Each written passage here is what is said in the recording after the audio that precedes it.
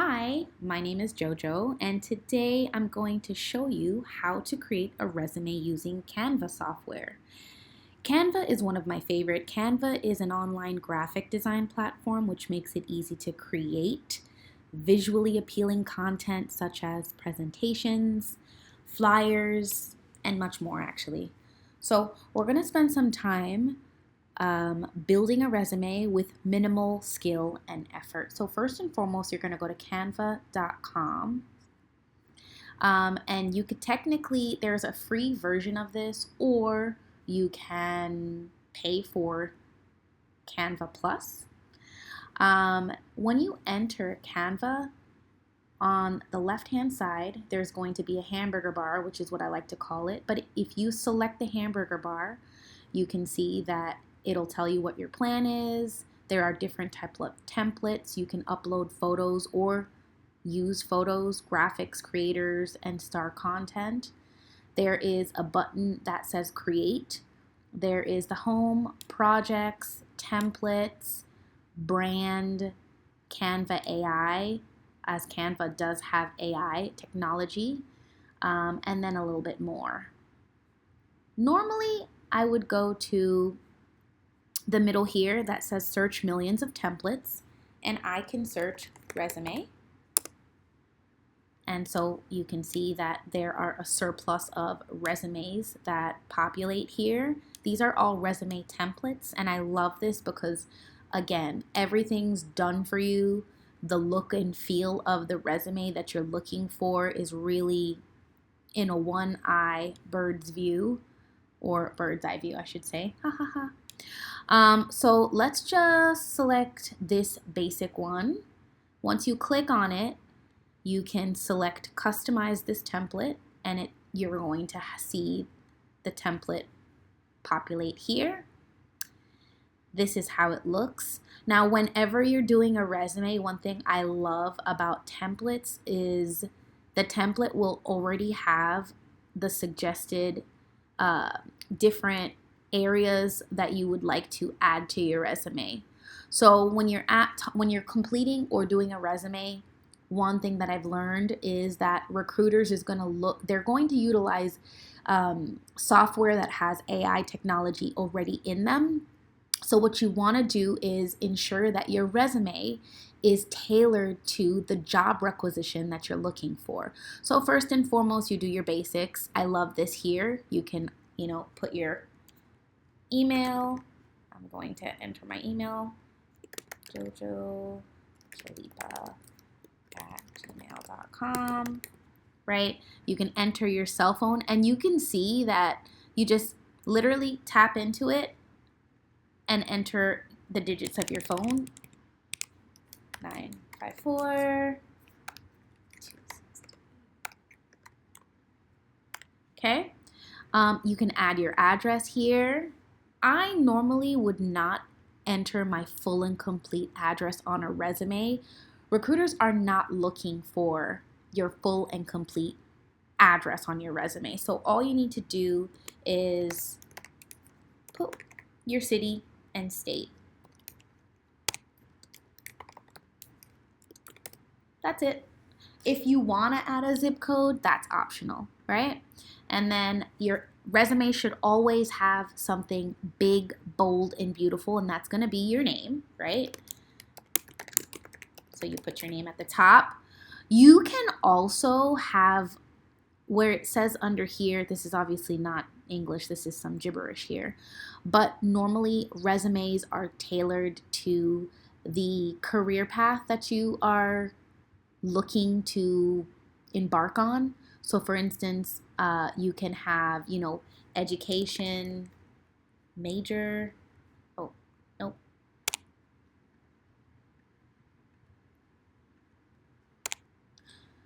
You can have education, professional, or you can have something like marketing analyst, right? And then the sorbet, which is not English, should always just be a brief elevator pitch about yourself. So technically, I would put a summary of, who I am, right? So it should always be short and sweet. So picture yourself in an elevator with someone that you really, really want to work for or interested in, being a part of their team. What would you say to them in like a one sentence or a one-liner to kind of explain who you are as a professional individual? So you could say something like bringing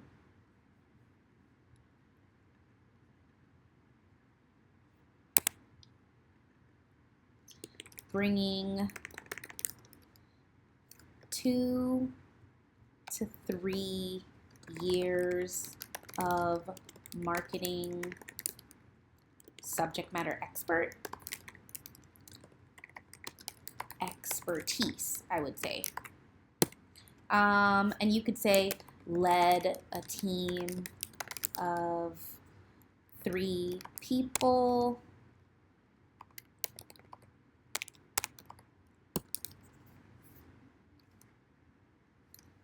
increased sales marketing initiatives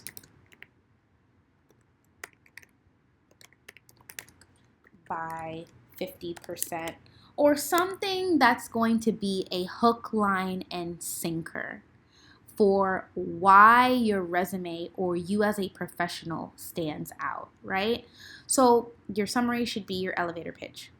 You should always have your skills at the top. You not necessarily, but normally they're at the bottom. But I don't want to, as a recruiter, have to read your entire resume to see what your skills are, right? So I like to put the skills at the top. So you can say skills are colleague engagement, right? I would delete these. Again, a template is something that's customizable to your liking. You don't have to put every single thing that you see there. You can make it what you want it to be, right? So you could remove some of those different pieces. So I put colleague engagement. You could also put MSoft suites if that's one of your skills that you have, right? And let's say another skill is Excel, even though MSoft Suites really encompasses Excel, and that is a part of MSoft Suites. Under certifications, you can put any certifications that you think might be relevant to the job description that you're looking for. Again, customize your resume and tailor it to that requisition in order for you to have a more of a standout. Because if you think about it, if you're going to be applying to a position that's on Glassdoor, how much or how many more people do you think are applying to that same requisition? So you have to do things on your resume that have buzzwords that are directly aligned with the requisition that you're looking for, and you have to stand out, right? So you can say you have a marketing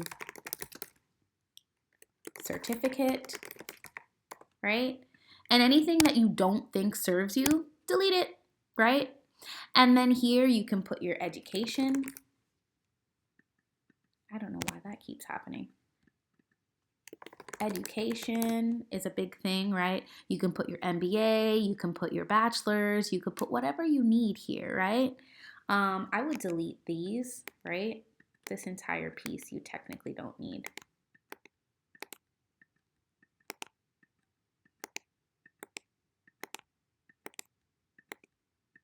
Okay.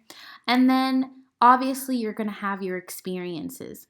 Experiences should encompass at least 5 years worth of employment. So backdate it 5 years worth. In addition to that, it should be your most recent experience to start off with. most recent, you want to put there.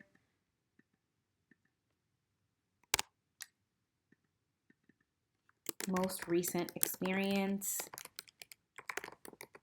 right? So you could say 2024 to present, okay? And then you want to put the, this part doesn't really matter, but you put the company, you want to put, your title, and then some recruiters like to see bullet points for what it is that you did.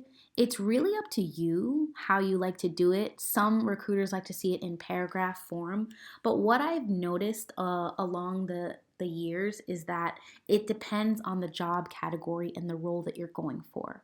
So, for example, if you're going for an entry level position, bullet point form will work. However, if you're going to be applying to be a litigator or a lawyer or a judge or any of those potentate positions, you might want to utilize paragraph form and just give a summary of what you've done. Your summary should always have quantifiable information. Talk about your achievements, projects that you've led, and teams that you've led, depending on the role and the level that you're going into. You might want to keep those in mind. And then last but not least, you can add references. Some companies do like references, other companies, they don't really care for them, but that is something that's optional, right? And 2 to 3 references is where you want to keep it. You don't have to have more than that. I would delete this last one and just keep your references the way that you want it. And I've obviously not created each section, in full detail, but this is just giving you a high level as to what you need to have on your resume in order to stand out.